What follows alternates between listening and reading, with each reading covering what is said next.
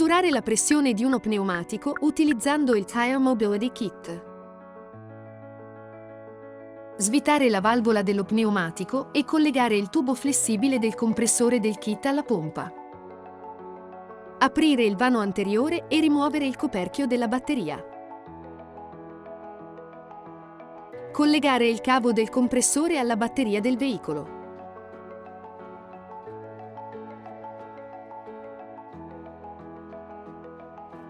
Aprire la portiera del conducente e verificare la pressione consigliata per gli pneumatici.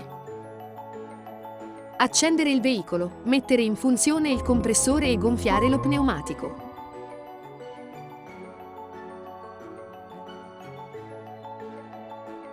Verificare le condizioni e le pressioni degli pneumatici per garantire una guida sicura.